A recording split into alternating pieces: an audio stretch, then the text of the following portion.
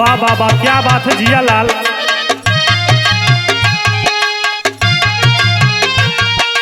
ओ हो।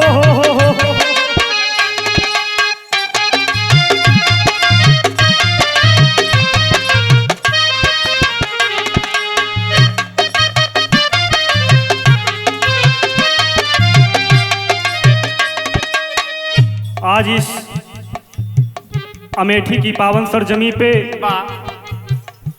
Prabha film production के माध्यम से बैनर तले आज मैं बिरहा गायक कुंदन लाल यादव सुल्तानपुर से लकी भैया के देख रेख में एको वंदना माई के पेश बाप सबके बीच में ओहे गीत के लाइन बा।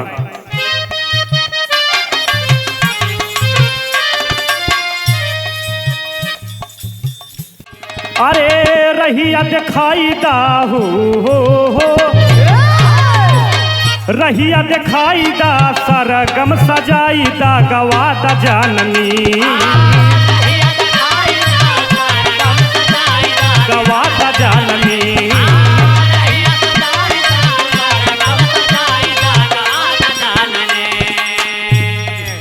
रहिया दिखाई दा माई सरगम सजाई दा गवाई दा जानन कुंदन बाचवा के गीतिया गवाई दा जननी कुंदन बाचवा के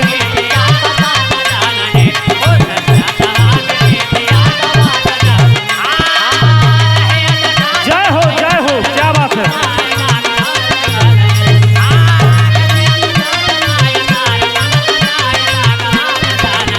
कुंदन बाचवा के गीतिया गवादा जननी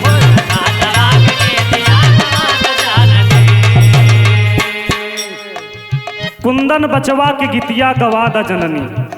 भक्त कहता है पहली लाइन में,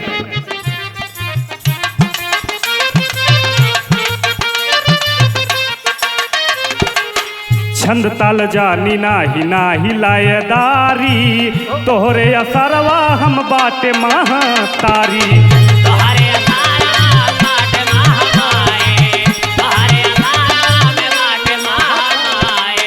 भूली जवन जवन हो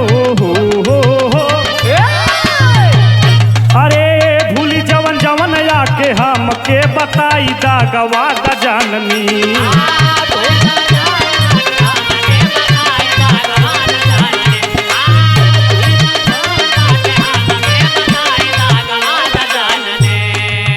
भूली जवन जवन आके हम के बताई दा गवादा जानन कुंदन बाचवा के गीतिया गवादा जननी कुंदन बाचवा के गीतिया गवादा जाननी कुंदन बाचवा के गीतिया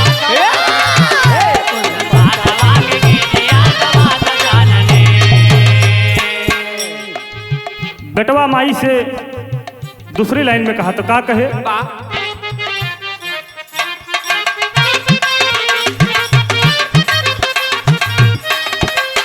बैजुतान सेन के तोहाई गवैलू तुलसी कबीर जी से कविता लिखवैलू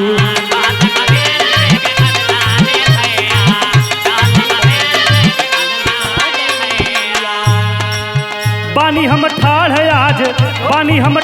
आज हम के सिखाई दा गवादा जाननी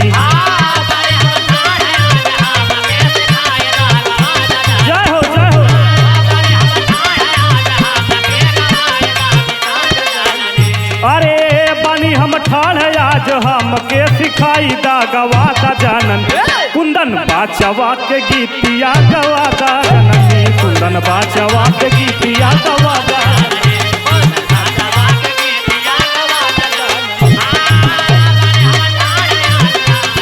अरे जिया बचवा जय हो।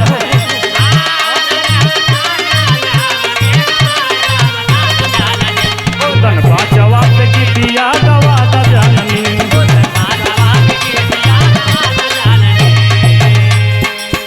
आखिरी और अंतिम लाइन में भक्त बेटवा हई अपने गुरु घराने के परिचय देत बा कि ए माई कौने बगिया के फूल हम हई जा कहना है।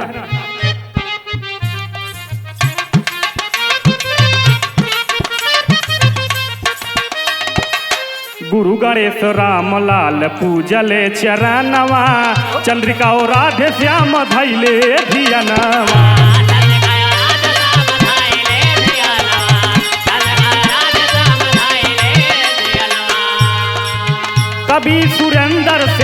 कभी सुरेंद्र से गानवा लिखाई दागवा दा जननी। जय हो।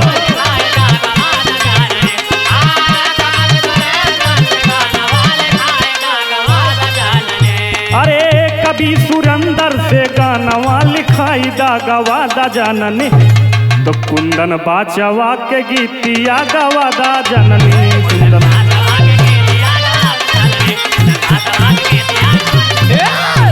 जय हो जय हो।